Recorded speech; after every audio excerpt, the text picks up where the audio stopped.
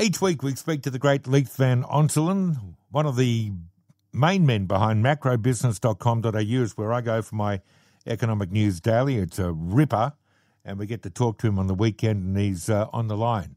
Leith Van Onselen, greetings to you, my friend. G'day, Luke. How are you? I'm pretty good. How's things with you? How's the week been?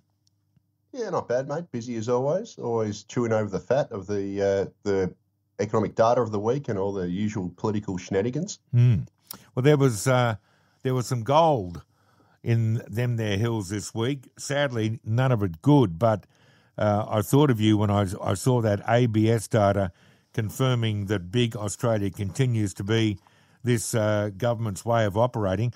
Look, before we get to that, let's go to gas. Now, of all people, Senator David Pocock, no friend you'd think of centre-right politics and no friend of fossil fuels, but he's been out and about talking about how we're being robbed blind.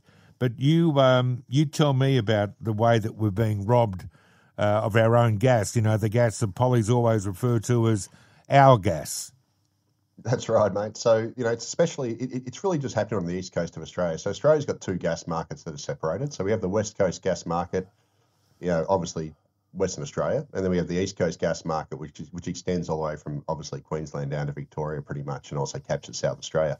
Now, the Western Australian gas market functions properly. So their government had the common sense to implement a domestic reservation policy in 2004, and this week the Western Australian government actually reaffirmed that policy and strengthened it. And what that's basically done is it requires 15% of WA's gas to be set aside for Western Australians, and they've actually strengthened that policy to require even more gas going forward. And the net result of this policy is that Western Australians pay really low gas prices, and they also pay really low electricity prices. And even when Russia invaded Ukraine, the Western Australian energy prices did not rise. Us on the East Coast, we're mugs. So on the East Coast, we export 71% of our gas. Most of it goes to Asia, to China and Japan, and we don't have any domestic reservation. And we are the only major exporting region of the world, or the only gas exporting region of the world that does not have domestic reservation. And as everyone who's listening to this knows, when they look at their electricity bills and their gas bills, etc., this has created massive price inflation because we've got these artificial shortages that have been set up because we don't reserve the gas for ourselves. The gas prices rocketed. We pay on the East Coast at least 3 times what Americans pay, and America is the biggest gas exporter in the world. And as a result, our electricity prices are really high because gas is the marginal price setter for electricity. And some information came out from former Independent Senator for South Australia, Rex Patrick. So he released a whole bunch of freedom of information requests, which were based on the former Morrison government was looking into implementing a domestic gas reservation scheme at the end of its term. And turns out that the Department of Industry, Sciences and Resources explicitly recommended against domestic gas reservation, even though it admitted that it would provide lower cost domestic gas, it would ensure supplies, and it basically cited arguments from the Australian Petrol Production and Exploration Association, which is basically a lobby group for energy, big energy. Yeah.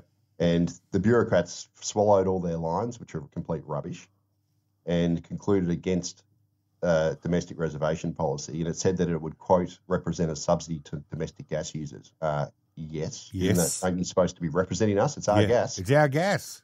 That's our gas. It's crazy. And then they also argued that it would create energy insecurity for our trading partners, so China and Japan, even though China and Japan receive more of our gas than they actually need, and they're actually re-export it. So our bureaucrats are more worried about Chinese and Japanese consumers than they are Australians, even though they're supposed to represent us. And they even had the gall to attack the Australian energy market operator for warning that we're going to face gas shortages. And they said that, quote, the government should be circumspect in intervening to prevent shortfalls.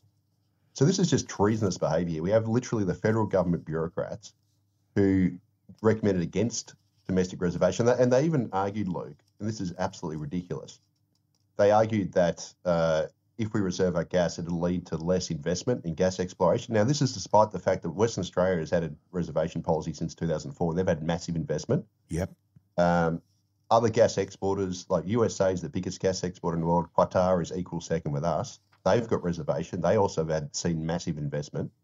Yet with these idiot bureaucrats in the federal government are trying to argue that if we reserve our gas on the East Coast, it's going to lead to less investment as well.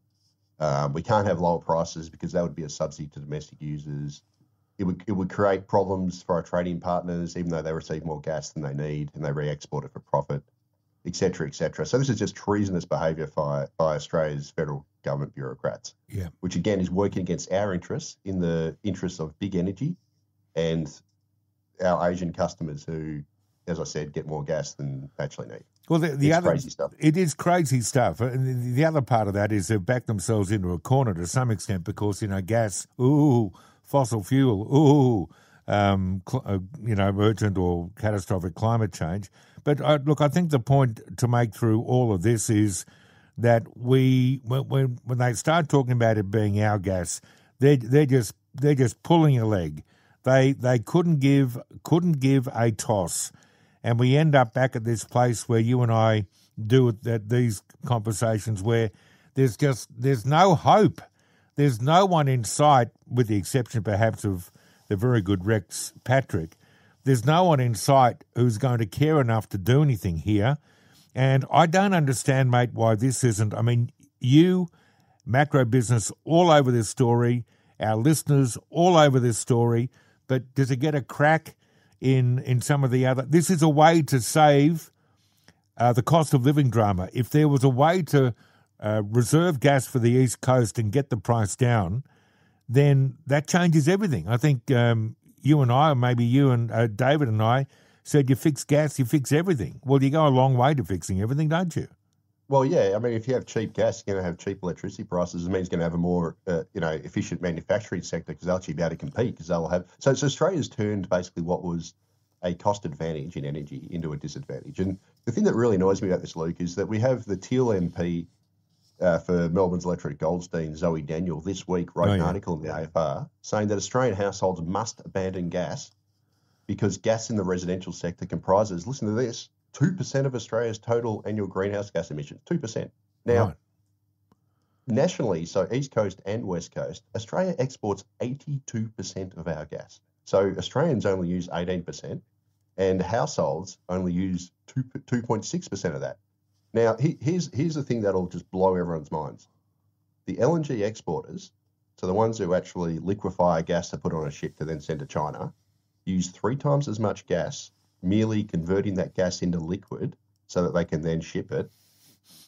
They use 3 times more gas than all of Australian households use in gas. So if Zoe Daniel was really concerned about this net zero garbage and the environment, she would argue for a reservation, because if you reserve gas, you don't have to freeze it, because freezing gas is incredibly energy intensive and inefficient. And it'd be better for the environment if we simply didn't export it and we burnt it at home here, because you wouldn't lose that 10% of the gas that you lose when you liquefy it, because it uses so much energy to do it. Yeah. And then you've obviously got to put it on a ship and cart it halfway across the world and then degasify it. Yeah. So this whole thing's a farce, Luke. It is. Mate, good on you for sticking on this. And the other thing that comes to mind is, before we move to immigration, is that if there is reservation, then the deal's done. There's no ongoing public debate, although not enough people are active in that debate. But you know what's in front of you. So there's some certainty. Sovereign risk, I would argue, goes away as a potential problem. And then you can invest, as you've told us, and around the world they do that. Now, the immigration numbers this week, and this was appalling, because the government said there was a promise to cut immigration. Well, that promise is now broken. It's official. In the 12 months to March this year, net migration reached 509,754, the highest for the same period on record. Now, the Prime Minister told you he was going to cut it, and the 12 months ending March this year, net migration, the highest on record. I mean, they're just pulling our leg, aren't they? Yeah, absolutely. I mean, the March quarter, which is the latest that was just released, we got 133,800. Now, that was the third highest quarter on record in history. And here's the thing, Luke. So the May federal budget, so we're not talking long ago here, projected that we'd have 395,000 net overseas migration last financial year. So the one just gone, 2023-24. But in the first 3 quarters of that financial year, which is the data we've got so far, we've had 388,200. So almost at their full year target. And this means that once we get the next quarter, which will be probably 120,000, we're going to blow past the federal budget's, the May budget's projection by at least 100,000, probably 120,000. So every single projection that the Albanese government has made since they got into office has been demolished. It's come in so far above what they said. Their first budget in October 2022, they said we get 470,000 over 2 years. We instead got 1 million. And then the subsequent budgets and mid-year economic fiscal updates have all gone way past what they've said. And the May federal budget, again, we're going to beat that by at least 100,000. So this is just ridiculous. And this is the primary reason why I've got a rental crisis, because we've brought in more than 500,000 migrants than they initially projected when they came to office. And obviously that 500,000 migrants has got to live somewhere. And this comes at the same time as the housing market supply constricted because all the costs have gone up from the pandemic and building materials, everything. The builders are competing with infrastructure projects for labour, blah, blah, blah. All the stuff we always talk about. Yeah.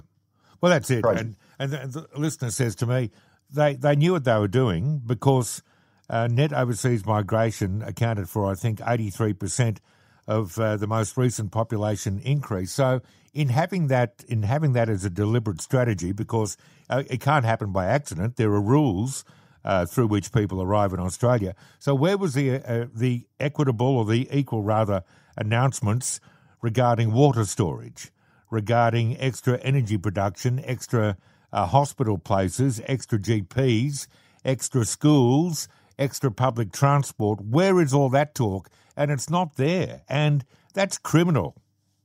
It is. And look, it's even worse for New South Wales. Right? So I'm obviously talking to a New South Wales audience here. 100% of your population growth is coming from net overseas migration because you're losing people interstate. So that's balancing out your births. But 100% of your population growth is coming from net overseas migration. Now, this is coming in the context of the New South Wales Productivity Commission telling everyone that you've got to live in high-rise shoebox apartments without car parks, without natural light, without storage, minuscule micro apartments. Yeah. Purely to meet this 100% population growth that's coming from immigration. Well, how about you slow down immigration so we don't have to do that? Yeah. This is just, it's moronic stuff. Yeah. All right, buddy. Good to chat. Catch you next week. Yeah, cheers, Leek. Speak to you next time. Yeah, you too. Leith Van Onselen, macrobusiness.com.au. He nails it every week right here, 11:28. Now,